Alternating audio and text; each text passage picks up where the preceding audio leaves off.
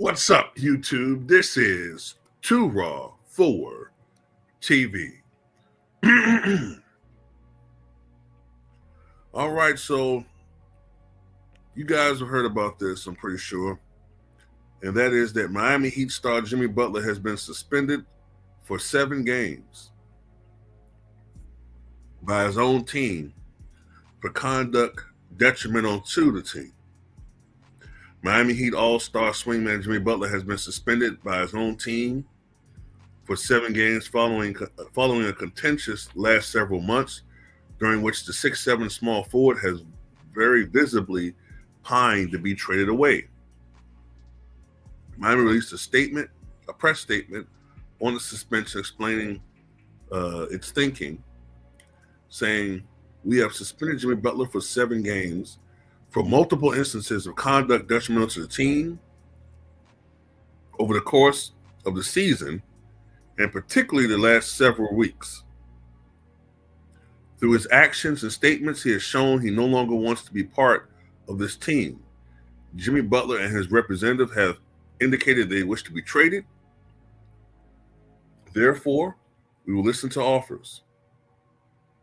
Just yesterday, it was reported that Butler had once again demanded to be traded away from the Heat. Let me also say this.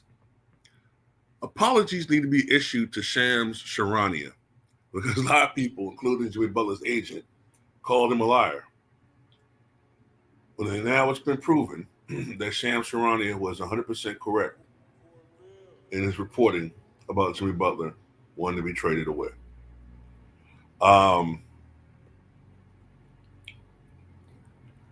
So look, recently, of course, Jimmy Butler said in the post-game presser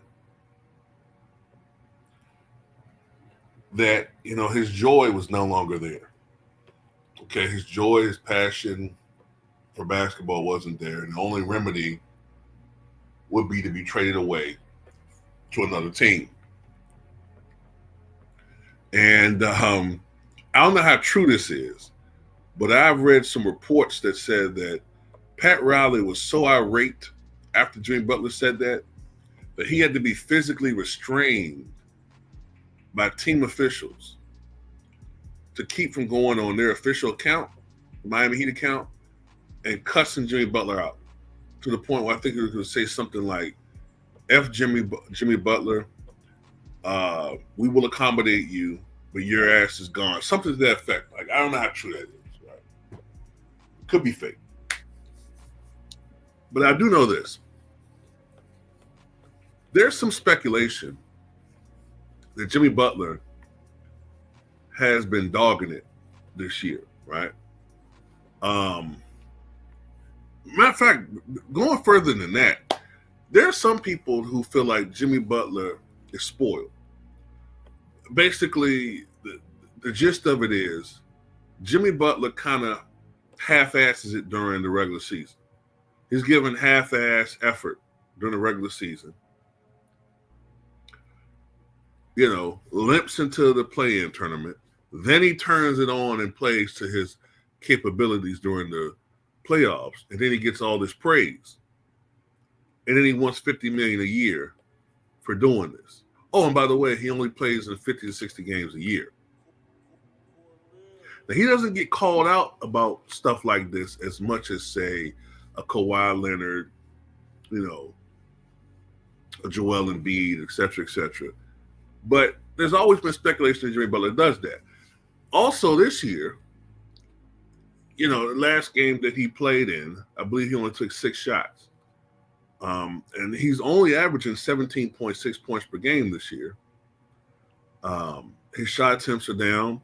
This is the lowest scoring average of his career since going back to his days with the Bulls. There's been some speculation that Jimmy Butler is dogging it, man, in an effort to be traded. And that's my thing about that, right? It's one thing to want to be traded, and you're dialoguing that with the front office or, your agent or whatever, going through your agent. There's one thing about that, being disgruntled and you want to be gone. But then at the same time, as a professional, you're expected to go out there and perform on the court. That's what the fuck a contract is for. You're contractually agreed to go out there and perform. They're paying you, right? So go out there and perform. But when you are suspected of dogging it because you're pouting because you don't want to be here, and but you're going out there and not playing up to your capabilities, and in essence, you're hurting the team because you're supposed to be the star player, especially, then yeah, at that point in time, I can understand why Pat Riley said, you know what? We're going to suspend you. We're going to trade you, but you're not going to just sit up there and just, nah. We're going to suspend you, take your money, and we'll abide by you. We'll get rid of you. And on that end, I don't blame Pat Riley, right? But I do want to say this about Pat Riley too, because sometimes I think the Pat Riley mystique, I mean, don't get me wrong. I believe he's one of the top 3 coaches of all time. Red Auerbach, Phil Jackson, Pat Riley.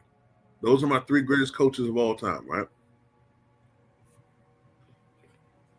But let's not forget about the record with Pat Riley, right? First of all, his coaching career was an accident. A fortunate series of events culminated to open the door for Pat Riley. Pat Riley was a broadcaster. He was a pretty bad play-by-play analyst with the legendary Chick Hearn, right? He's a pretty bad analyst, color commentator with the great Chick Hearn.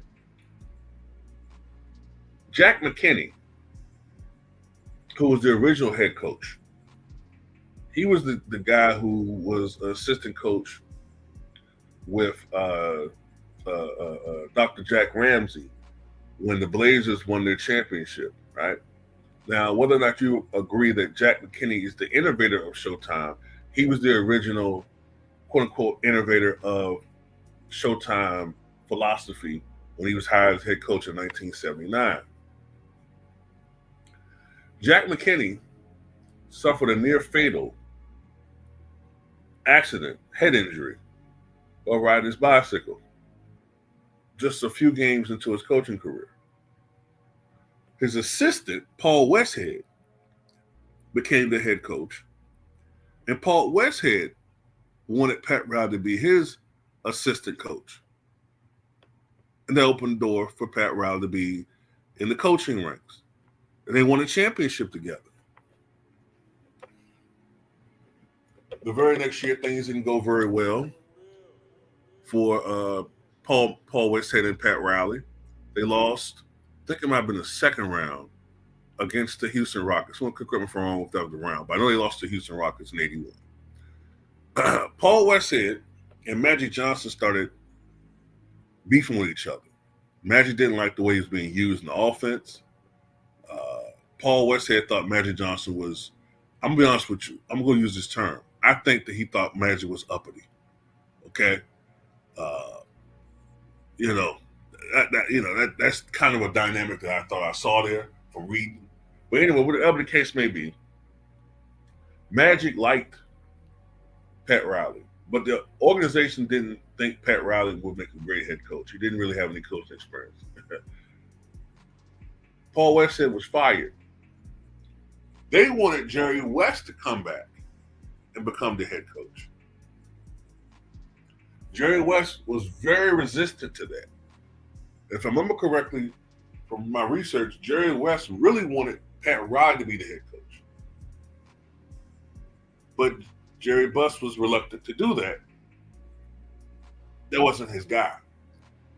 So they had a press conference where Jerry West and Pat Riley were going to be like co-head coaches or some crap like that. Some BS. But ultimately, Jerry West wanted no parts of being the head coach. And ultimately, He became the general manager, and Pat Riley became the head coach, and the rest was history. But his coaching career was a little bit accidental. Also, by the late 80s, Pat Riley was becoming to a point where his team, that they started hating him. They started looking at him as an egotistical asshole who thought that his shit didn't stink, who thought that he was God's gift to basketball. He was reading his own press clippings. He became an egotistical, maniacal, I don't want to say scumbag, but he just became insufferable to be around. And the Pat Riley ego, which is as big as Jupiter, has always been a problem. And when you look at it, as great as a coach he's been, he has run off a lot of people from Miami because, he's a control freak. That was one of the stipulations for him being with Miami. He wanted control. He didn't have that total control with the Knicks. By the way, people should never forget how he left the Knicks. He left them. He quit on the Knicks. He was dialoguing illegally, I might add, with the Miami Heat while he was under contract with the Knicks during the 94-95 season. And they gave him an offer he couldn't refuse, which was, you can be the head coach and you'll be president of basketball operations. So he had already agreed while under contract with the Knicks. That's illegal.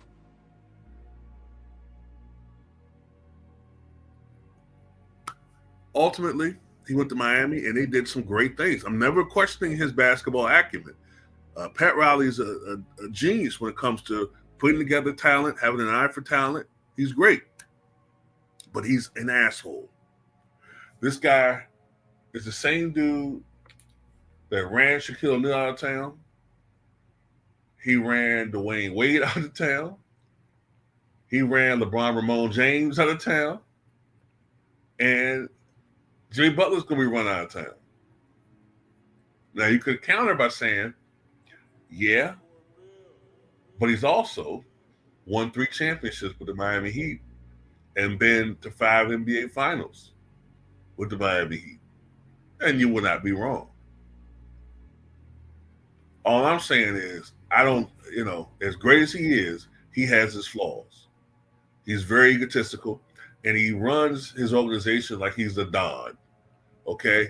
I think it was it Mario Chalmers that said that Pat Riley told him his rookie year that he had people following him. He knew about what he was doing. He runs his organization like he's a mafia godfather. But and Jimmy Butler, I know Jimmy's a strong personality, but Pat Riley is more than his match. He's not going to deal with that. But anyway, yeah, I think he's played his last game. I think come January 17th, Jimmy Butler will no longer be in Miami. They're gonna oblige by his demand and trade him. But he wasn't gonna, it wasn't gonna be a smooth transition. That's all I got to say.